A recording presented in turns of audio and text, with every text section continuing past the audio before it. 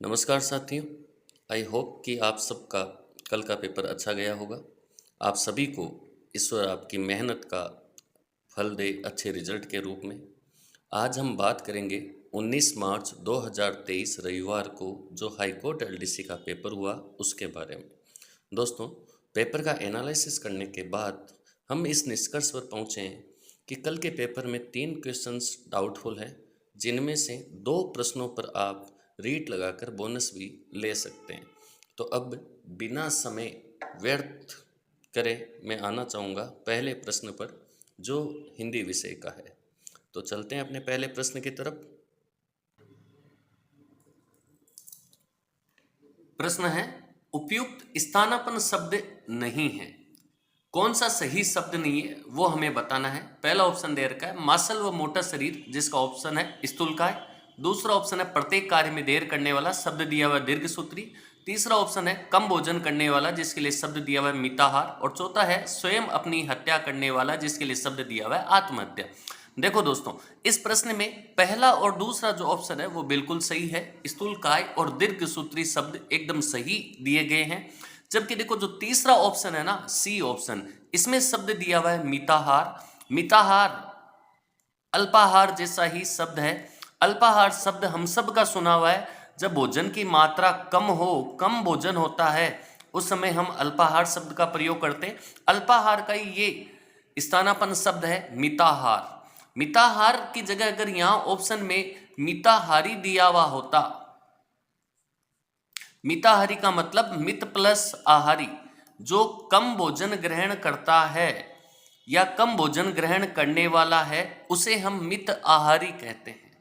जबकि यहां कम भोजन करने वाले के लिए शब्द दिया हुआ है मिताहार, जो हो जाता है गलत। चौथा ऑप्शन देखो, स्वयं अपनी हत्या करने वाला, ये पूछा गया है, यानी क्या पूछा है, कर्ता।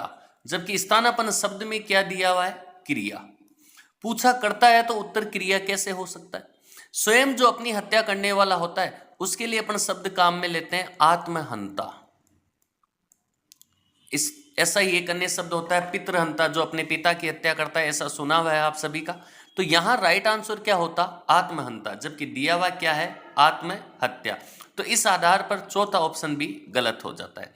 इस प्रश्न पर आप सही डाटा लेकर, ऑथेंटिक बुक लेकर आप इस प्रश्न पर डिलीट लगा सकते हो। ये 100% डिलीट होने लायक प्रश्न है। बढ़ते हैं अगले प्रश्न की तरफ। अगला प्रश्न है, भारतवर्ष में निम्न में से किस खनिज की 90% से अधिक आपूर्ति राजस्थान करता है। 4 ऑप्शन दिए गए, चांदी, तांबा, जिप्सम और लोहा। देखो दोस्तों, पहले तो मैं ये बता देता हूं कि ये प्रश्न डिलीट होने लायक नहीं है। ये एक डाउटफुल प्रश्न है। इसमें 2 ऑप्शनों में डाउट आ रहा है, एक पहले ऑप्शन में चांदी में और दूसरा सी ऑप्शन जिप्सम में। तो अपन इन दोनों ऑप्शनों को क्लियर करते हैं और जानते हैं कि इसका सही उत्तर क्या होगा। तो देखो, इस प्रश्न में कंफ्यूजन कहां पैदा हो रही है। इस प्रश्न में कंफ्यूजन पैदा हो रही है प्रश्न को पढ़ने में। सामान्यतः जब खनिज से संबंधित प्रश्न पूछे जाते हैं ना परीक्षा में, तो या तो वो पूछे जाते हैं उत्पादन से संबंधित, कि उत्पादन के आधार पर कौन सा स्थान है या एकाधिकार है, इस प्रकार से, या फिर पूछा जाता है भंडारण के आधार पर, कि भंडारण की दृष्टि से राजस्थान का कौन सा स्थान है। इस प्रकार के प्रश्न पूछे जाते हैं।